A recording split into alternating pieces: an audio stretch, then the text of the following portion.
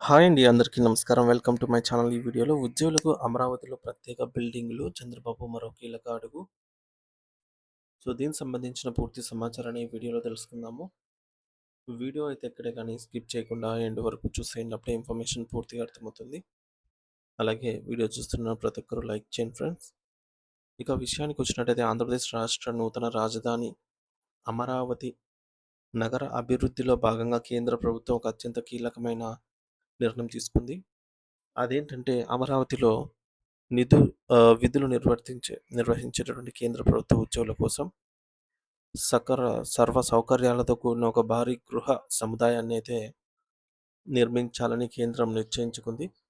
ఈ ప్రాజెక్టుకు కేవలం నివాసాల కోసం మాత్రమే కాకుండా అంతర్జాతీయ స్థాయి ప్రమాణాలతో కూడినటువంటి ఒక అత్యాధునిక జీవన శైలిని ఉద్యోగులకు అందించాలనే సంకల్పంతో రూపొందించబడింది. అయితే ఈ క్రమంలోనే ఈ భారీ నిర్మాణానికి సంబంధించి టెండర్ ప్రక్రియ ఇప్పటికే అధికారికంగా ప్రారంభం అయింది అని కేంద్ర గ్రామీణాభివృద్ధి మరియు సమాచార శాఖ సహాయ మంత్రి పెమ్మసాని చంద్రశేఖర్ గారు వెల్లడించారు. అయితే ఈ ప్రకటనతో అమరావతిలో మౌలిక సదుపాయాల కల్పన వేగవంతమైతే కానుంది. అయితే ఈ ప్రతిష్టాత్మక ప్రాజెక్టులో పాల్గొనేందుకు ఆసక్తిగా ఉన్నటువంటి మరియు అర్హత కలిగిన బిల్డర్ల కోసం ఈ నెల 12వ తేదీన తెలంగాణ రాష్ట్ర రాజధాని అయినటువంటి హైదరాబాద్లో ఒక ప్రత్యేక ఫ్రీ బిడ్ అనే సమావేశాన్ని నిర్వహించనున్నారు. ఈ సమావేశం ద్వారా నిర్మాణ సంస్థలకు ప్రాజెక్టుల యొక్క సాంకేతిక అంశాలు, నాణ్యతా ప్రమాణాలు మరియు గడువుపై పూర్తిస్థాయి అవగాహన అయితే కల్పిస్తారు. కేంద్ర ప్రభుత్వం ఈ యొక్క ప్రాజెక్టును అత్యంత ప్రతిష్టాత్మకంగా భావిస్తుంది. ఎందుకంటే ఉద్యోగులు మెరుగైన పరిస్థితులతో ఉంటేనే వారు తమ విధులను మరింత సమర్థవంతంగా నిర్వహించగలరని కేంద్రం నమ్ముతోంది. అందుకే ఎక్కడా కూడా రాజీ పడకుండా అత్యాధునిక వసతులు కల్పించడం ఈ ప్రాజెక్ట్ యొక్క ప్రధాన లక్ష్యము. అయితే ఈ బహుత్తర ప్రాజెక్ట్ కోసం కేంద్ర ప్రభుత్వం సుమారు 1083 క్రోర్స్ రూపాయల భారీ బడ్జెట్‌ను కేటాయించింది.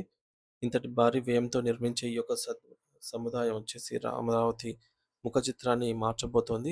ఈ నిర్మాణ పనులు కేవలం 28 నెలల స్వల్ప కాలంలోనే పూర్తి చేయాలని ప్రభుత్వం ఖచ్చితమైన గడువును నిర్దేశించింది. అంటే రాబోయే 2.5 ఏళ్లలో ఈ గృహ సముదాయం అందుబాటులోకి అయితే రానుంది. ఈ ప్రాజెక్ట్‌లో మొత్తం 11 భారీ హై రైజ్ టవర్లను అయితే నిర్మించనున్నారు. ఈ టవర్లలో కలిపి మొత్తం 1504 నివాస యూనిట్ ఫ్లాట్లు అందుబాటులో అయితే ఉంటాయి. ఇది కేంద్ర ఉద్యోగుల కుటుంబాలకు నిలయంగా అయితే మారనున్నాయి. కేవలం ఇల్లే కాకుండా పార్కింగ్ సమస్య తలెత్తకుండా 2 అంతస్తుల భారీ బేస్మెంట్ పార్కింగ్ సదుపాయాన్ని కూడా కల్పిస్తూ ఉన్నారు. దీనివల్ల వందలాది వాహనాలను ఎంతో సురక్షితంగా మరియు క్రమ పద్ధతిలో నిలుపుకునేందుకు అవకాశం అయితే ఉంటుంది. నివాస భవనాలతో పాటు G+5 అంతస్తులు కలిగిన ఒక అనుబంధ భవనాన్ని కూడా నిర్మిస్తూ ఉన్నారు.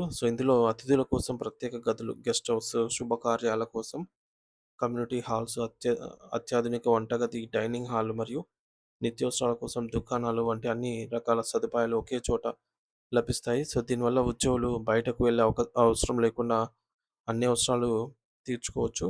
ముఖ్యంగా ఈ నిర్మాణాలను హరిత భవన్ అంటే గ్రీన్ బిల్డింగ్స్ ప్రమాణాలకు అనుగుణంగా చేపట్టాలని కేంద్రం అయితే నిర్ణయించింది. అంటే పర్యావరణానికి హాని కలగకుండా సహజ సిద్ధమైనటువంటి వెలుతురు, గాలి వచ్చేలాగా మరియు సౌరశక్తి వంటి పునరుత్పాదక ఇంధనాలను వాడేలాగా ప్లాన్ చేస్తున్నారు.